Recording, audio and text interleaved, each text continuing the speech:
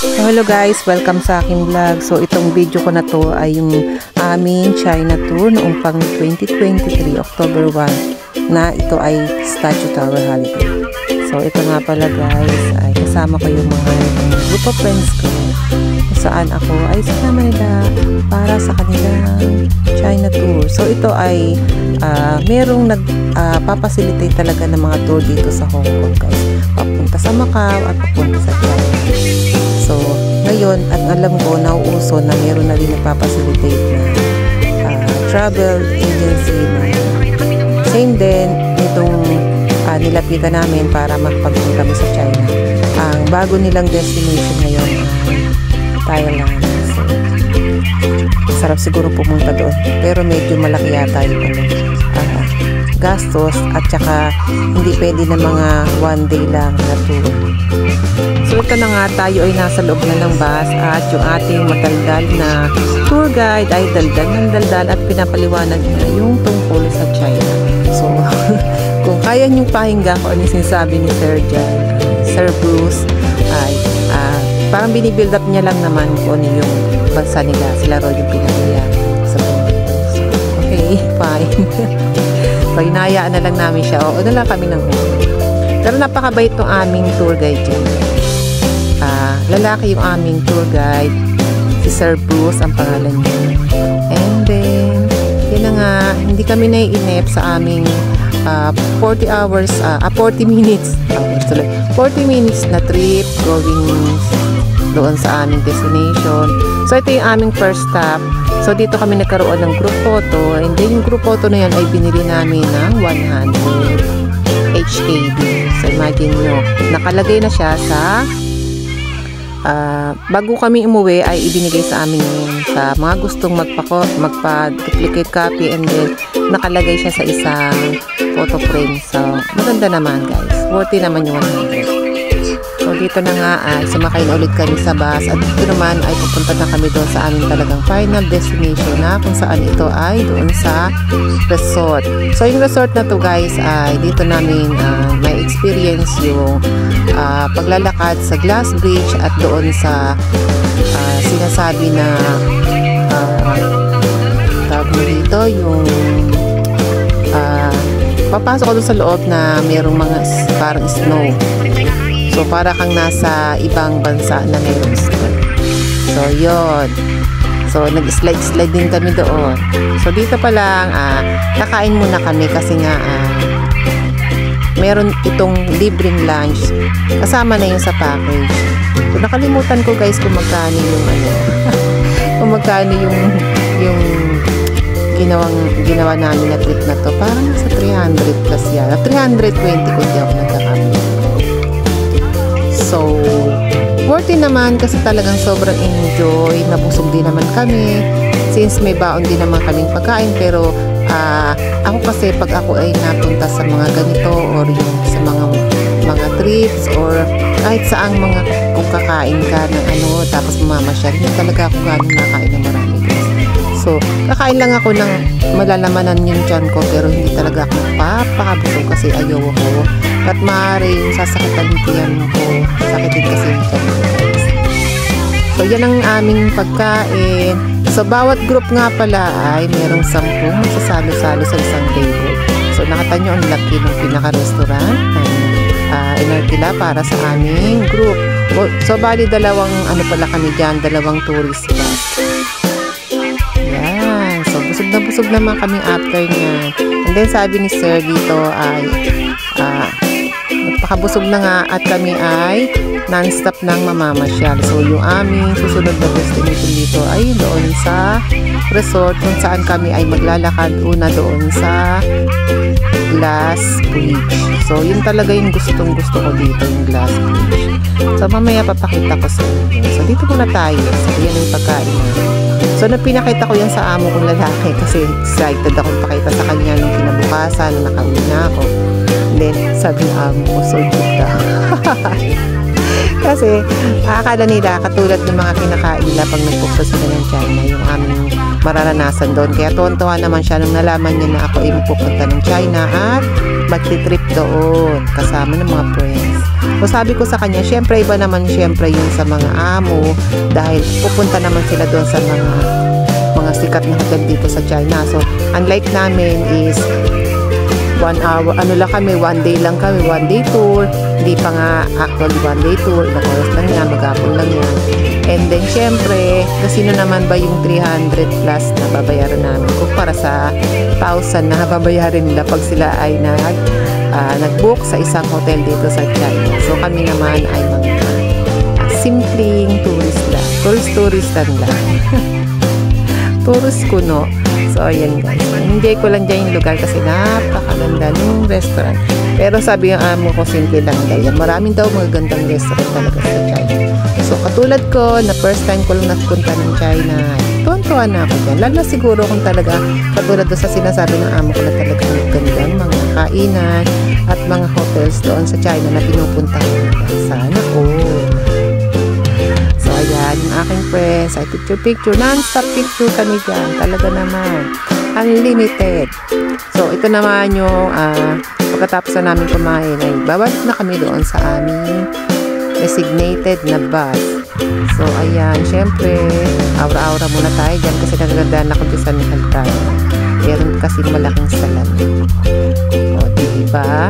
So ayan, bumba na nga kami, nagmamadali na kami kasi sabi bilisan namin para naman daw marami pa kaming maikutan kasi nga limited lamang yung ikutan. So ito siguro ay mga 12:30 na, mga oras na to, or baka 1 o'clock na, tapos magbibiyahe na naman kami.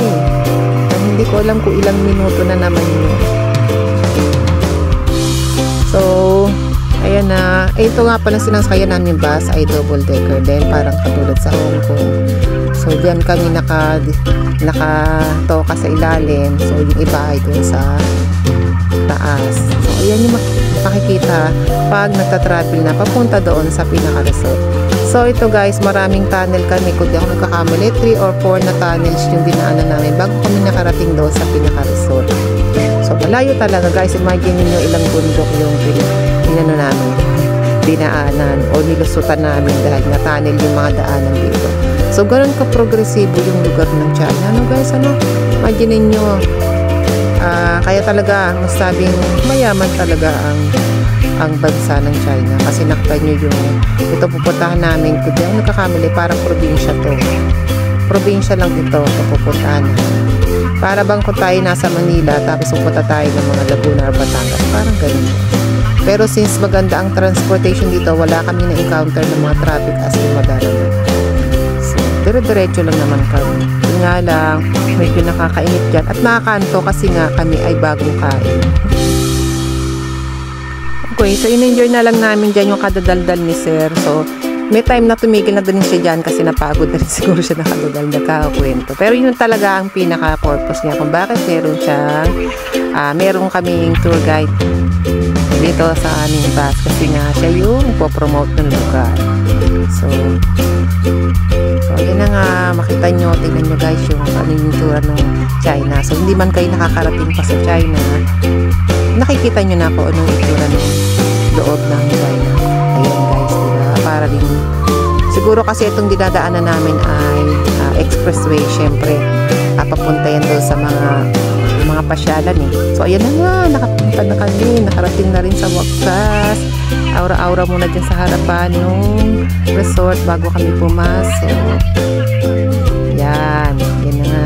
Tapos ang makikita mo dyan yung pinaka entrance ay maraming mabibiling mga souvenir. So hindi muna kami bumili dyan kasi nga sabi baka meron pang mas mura sa loob o baka mas makita pa kami mas better o mas mura.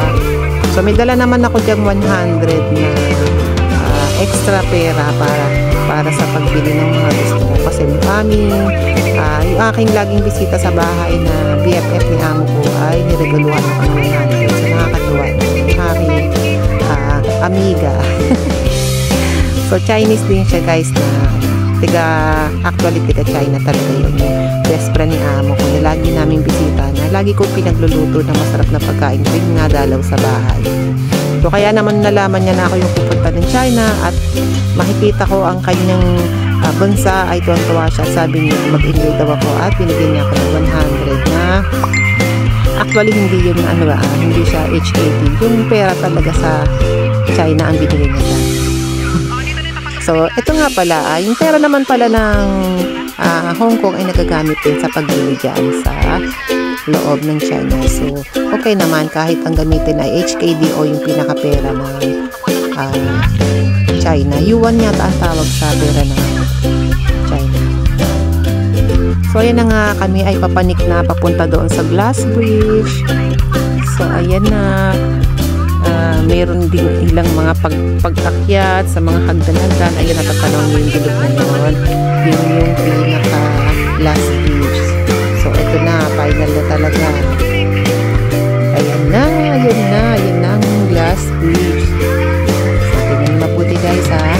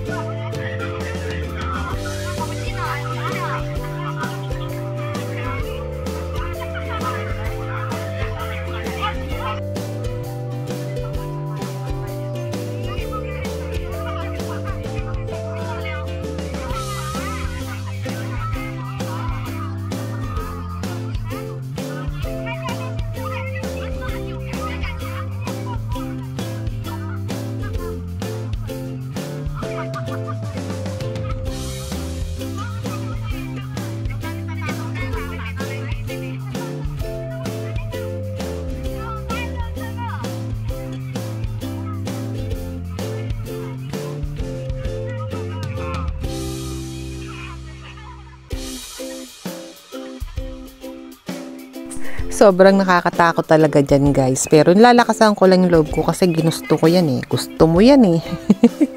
So patunayan mo. Kaya mo. So syempre pa, face your fears.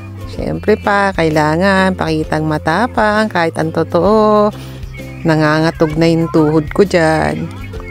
So, masasabi ko namang matapang ako pagdating sa mga ganyang mga bagay guys. Nakakasakay nga ako sa mga extreme na mga rides sa mga katulad sa Ocean Park, yung sa may mga nakakatakot na rides katulad ng mga roller coasters, tsaka yung mga tower drop, pati yung mga basta. Yung hindi ko na lang naranasan siguro yung bungee jumping. So hindi ko alam kung kaya ko pa yun. So habang naglalakad dyan, i-enjoy lang yung magandang tanawin. And syempre pa, habang naglalakad dyan, nararamdaman ko yung parang yung puso ko yung nasa leeg ko na. Nasa lalamunan ko na. So, pero enjoy na enjoy talaga guys. Sobrang unforgettable din yung experience dito sa China. So, hindi ko alam kung ano yung next destination ko after ko marating itong mga gantong klaseng lugar.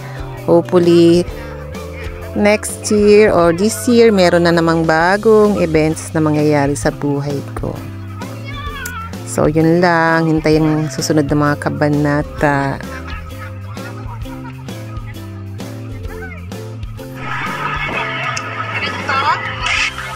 Tinatapakan namin yan.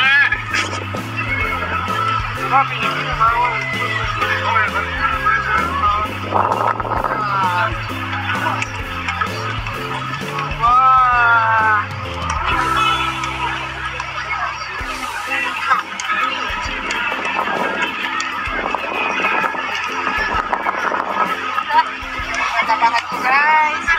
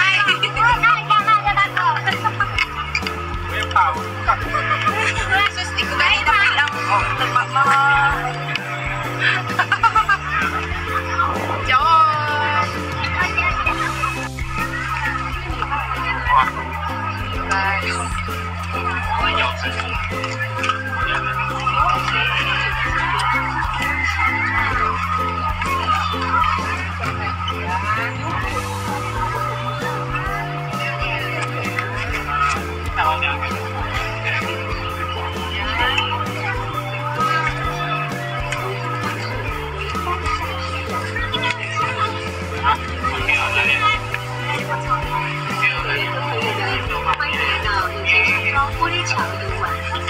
为了您的游玩安全，凡有心脏病、高血压、恐高症、易酗酒或其他不适宜游玩的人的自己小心。1米2以下的儿童及其应有成人游玩前有自觉下状况，游玩过程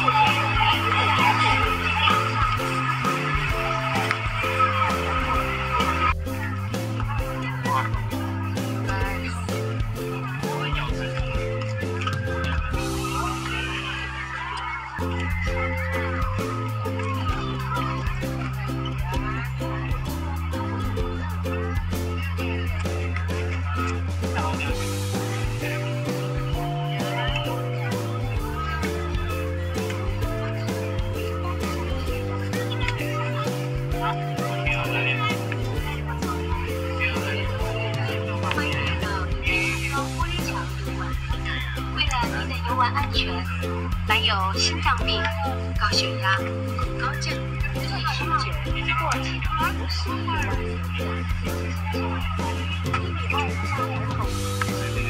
下的儿童应有成人游玩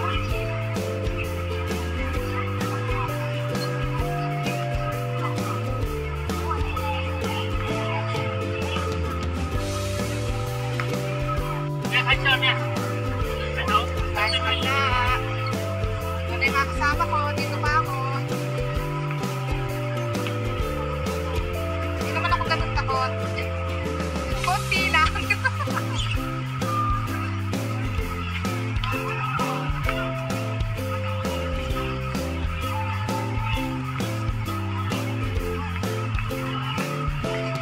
Come guys. Masakay kami doon. Doon.